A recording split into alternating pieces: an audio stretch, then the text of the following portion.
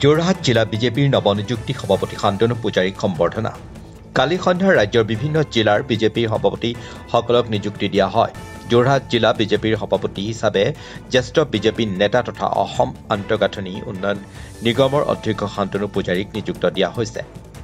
দলে শান্তনু পূজাৰীক সভাপতি নিযুক্তি দিয়াৰ পাছত দলীয় কৰ্মীসকলে তেওঁক সম্বৰ্ধনা জনায়।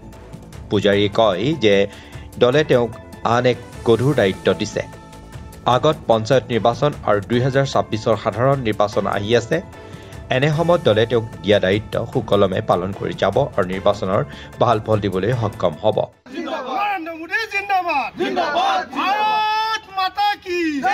দল আৰু ভাৰতীয় জনতা পাৰ্টিৰ জিলা সভাপতি হিচাপে দলীয় নেতৃত্ব আৰু আমাৰ বিভিন্ন স্তৰৰ কাৰ্যকৰ্তাসকলে যি আস্থা আৰু বিশ্বাস আমাৰ ওপৰত ৰাখি এই দায়িত্বভাগী গুৰু দায়িত্বভাৰ যোৰহাট জিলাৰ সভাপতি হিচাপে অৰ্পণ কৰিছে। তাৰ কাৰণে মই সকলোকে আন্তৰিক কৃতজ্ঞতা আৰু ধন্যবাদ জ্ঞাপন কৰিছোঁ আৰু আশা কৰিছোঁ যে যি আমাৰ ৰাষ্ট্ৰ সৰ্বোপৰি আমাৰ যি এই মূল মন্ত্ৰ আছে, এই ৰাষ্ট্ৰ সৰ্বোপৰি এই লক্ষ্যত আমি উপনীত হ'ব পাৰিম।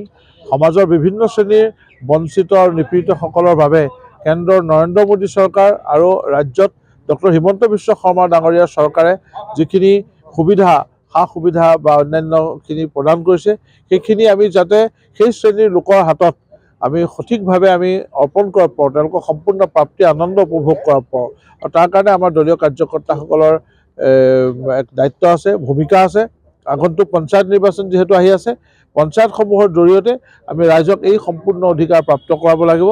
আৰু মই সকলোৰে সহযোগিতা বিচাৰিছোঁ আগন্তুক সময়ছোৱাত যাতে ইয়াৰ যদিও এক দায়িত্ব প্ৰাপ্তি আনন্দটো বেলেগ কথা, আৰু কিন্তু এই যে প্ৰত্যাহ্বানৰ সন্মুখীন হ'ব লাগিব, এই প্ৰত্যাহ্বান সমাজৰ বিভিন্ন শ্ৰেণীৰ লোকক লৈ, সকলোকে লগত লৈ, বিশেষকৈ আমাৰ যুৱ শ্ৰেণীক লগত লৈ আমি যাতে আগবাঢ়িব পাৰোঁ, তাৰ কাৰণে মই সকলোৰে সহায় সহযোগিতা কামনা কৰিছোঁ। সঁচা কথা ক'বলৈ গ'লে মই যোৰহাট জিলাৰ সভাপতিৰ দায়িত্ব প্ৰাপ্তিৰ এই দৌৰত মই নাছিলোঁ, মই ইচ্ছা প্ৰকাশ কৰা নাছিলোঁ।